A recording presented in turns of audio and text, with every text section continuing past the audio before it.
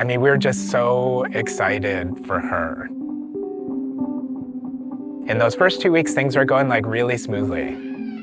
But after 2 weeks, just like none of it fit anymore. She's nonverbal. She's also a pretty clumsy girl.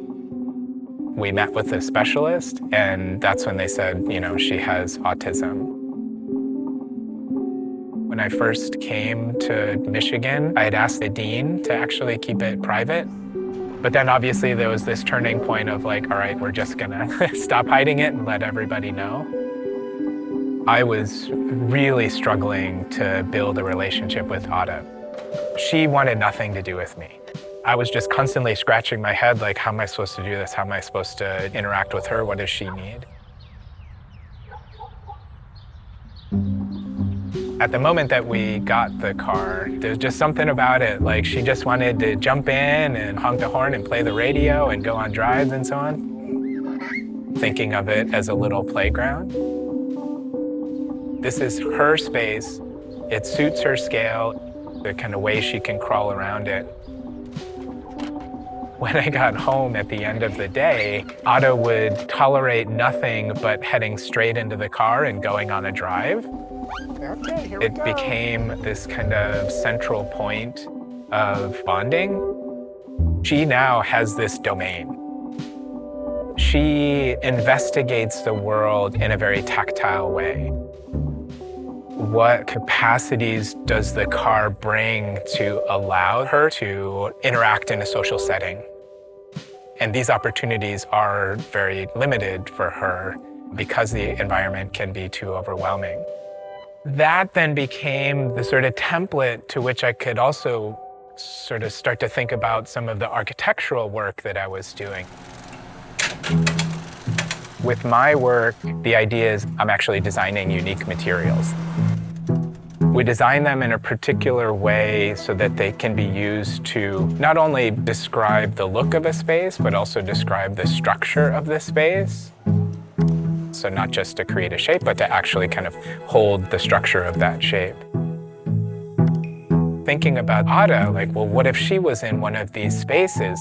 She could pull on it and twist it and stretch it and squeeze herself. How can we create these environments as a moment by which children with autism and neurotypical children can come together? I had a certain understanding of the interrelationship between environment and human behavior with my daughter, but it stops at my daughter. So I wanted to find somebody where it could go beyond that. And it was at that point that I started to build the team and to really start to play out that exploration.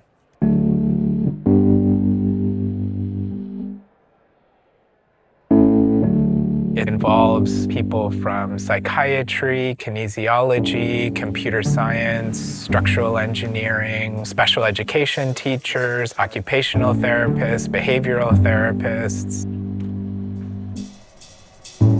This piece of technology was almost like an equalizer. We know that children with autism very much struggle with social interaction, but through technology, this playscape could enhance their overall experience. Collaboration is difficult. You're bringing in many different people's opinions, own research agendas, making sure that we are both on the same page and we understood the direction that we are taking with our individual goals. Open collaboration has allowed us to absorb a huge array of perspectives. Now that we start to think about how this is really a tool for inclusion, that wouldn't have happened if I was in my own bubble.